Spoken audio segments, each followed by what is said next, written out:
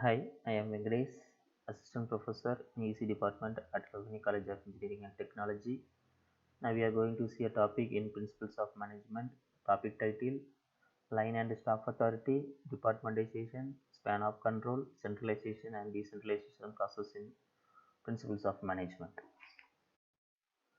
Line authority and staff authority. In an organization, line authority flows from top to bottom, and the staff authority is exercised by the specialist over the line managers who advise them on important matters or tasks. The line maintains discipline and stability, and the staff provides expert information of that particular process. Before studying the aspects of line authority and staff authority, let us understand a few important words in this chapter. First one is responsibility, second one authority, third one delegation, fourth one line position, fifth one staff position, sixth one line function, seventh one staff function. So each point is a valuable one before we are going to study about line authority and staff authority. A line authority to make the difference of lines and staff department clearly, the line authority must be defined. The line department have a line authority, which is the authority that flows the chain of command established by a formal hierarchy. This will clear the line of authority is an enterprise of every position that clear will all the responsibilities for decision making and effective communication. This is called as scalar principles of an organization. A line authority follows the scalar principle, that is, superior exercise direct supervision over a subordinates. An organization without an effective authority structure is like an individual without discipline. So next, staff authority. A staff authority is otherwise referred as functional authority. A staff departments have a functional authority, which is authority that is delegated to an individual or a department to control specific process or matter related to direct or the relative functions of that organization.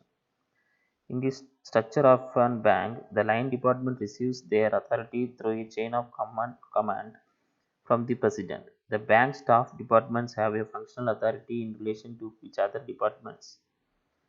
So the functional authority is not restricted to any particular type of department or managers. It may be exercised by line and staffs of each head.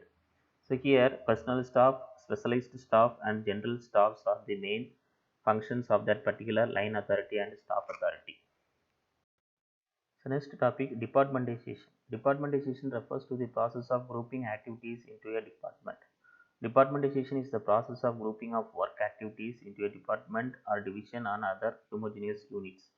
Here several departments are having, that is functional department, product department, consumer department, geographic department, process department and matrix department. Departmentation means dividing and grouping of activities of employees of an enterprises into various department levels. It is the process of division of total work of an enterprises into individual function and subfunctions. A department is an district area, division or a branch of an enterprises over which a manager has authorities for the performance of a specific activities. Under departmentation, the total employees and subordinates is divided into smaller groups and the span of control is also reduced. Due to departmentation, the controlling, directing, assigning the responsibilities, accountabilities became more easier in organizational function. Departmentation is used to facilitate management and administration process. There are different varieties of business organizations, hence it will fulfill their requirement are different departmentations and their strategies.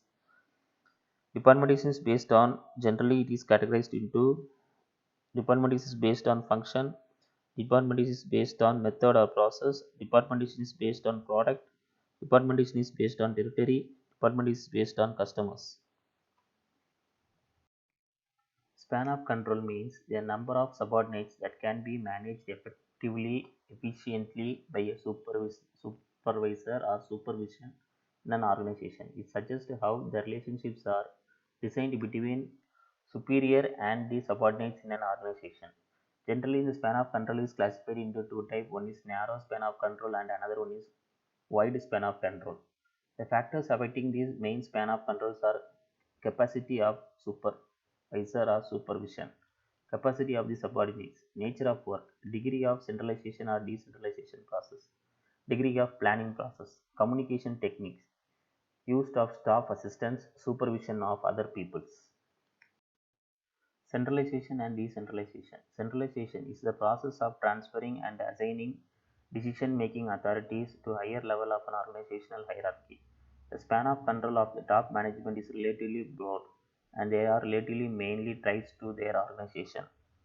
Here, the management practices in which all the most decision makers are located in one central offices, that is headquarters, is called centralization. It is a rule which means where that the power of decision making of an organization remains under control of the top level management. It is also said to everything which decreases the role of subordinates, which can be termed as centralization because of the top level management retains everything.